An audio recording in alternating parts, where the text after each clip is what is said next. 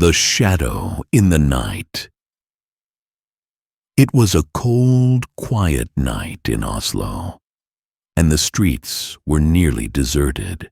I had stayed out late, meeting a friend for coffee, and lost track of time.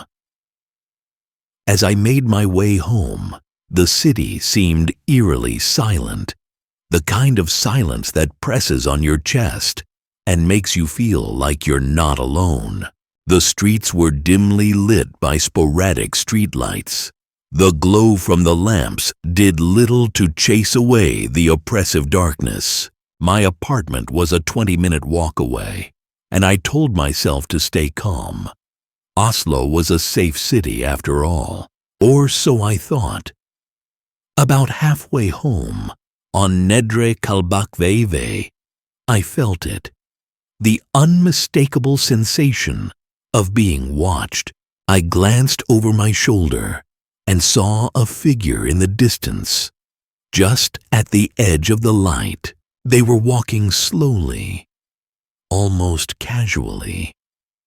But something about their presence unnerved me. I quickened my pace, hoping it was just my imagination. But the figure matched my speed. Each step I took seemed to echo louder than the last.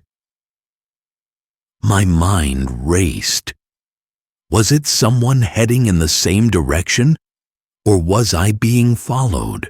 I tried to rationalize it. Maybe they lived nearby, or maybe I was overreacting. Still, my gut told me something was wrong. I took a sudden turn down a narrower street, one that was poorly lit and flanked by old, crumbling buildings. It was a shortcut, one I rarely used, but I was desperate to shake off the unease. The figure followed, their silhouette now clearer, under the faint glow of a distant lamp. Panic surged through me. My heart pounded as I broke into a brisk walk, too scared to run and draw attention, but too terrified to move at a normal pace. I could hear faint footsteps behind me, steady and deliberate. My breath quickened. Every instinct screamed at me to get home, to get somewhere safe. Finally, my building came into view. I practically sprinted up the steps, fumbling with my keys. My hands trembled as I unlocked the door and slammed it shut behind me. I double-locked it and pressed my back against the cold wood, trying to steady my breathing. Through the peephole, I saw nothing. The street outside was empty, as if the figure had vanished into the night. Relief washed over me, but it was short-lived.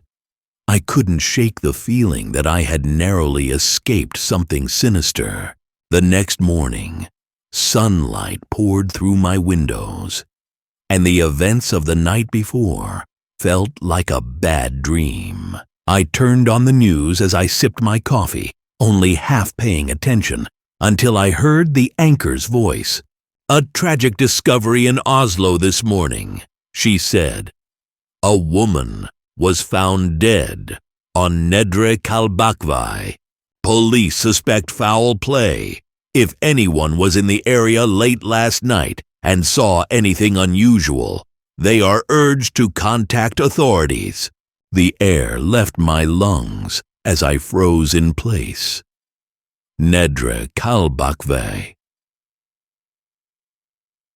That was the very area I had walked through, the same dark street where I had felt those footsteps behind me.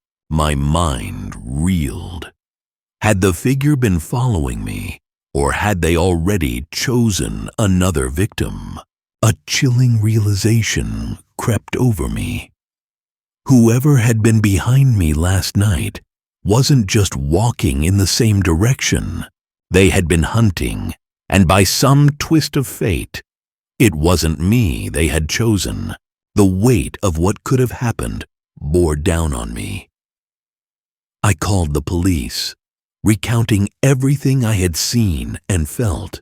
They took my statement, thanking me for coming forward, but I couldn't shake the overwhelming sense of guilt and fear. That night, as I lay in bed, I couldn't sleep. The darkness felt heavier than ever, and every creak of the apartment seemed amplified. I knew I had been lucky to make it home, but the thought of the woman who hadn't haunted me, somewhere out there, a shadow still roamed the streets of Oslo, and I couldn't help but wonder if they'd already chosen their next target.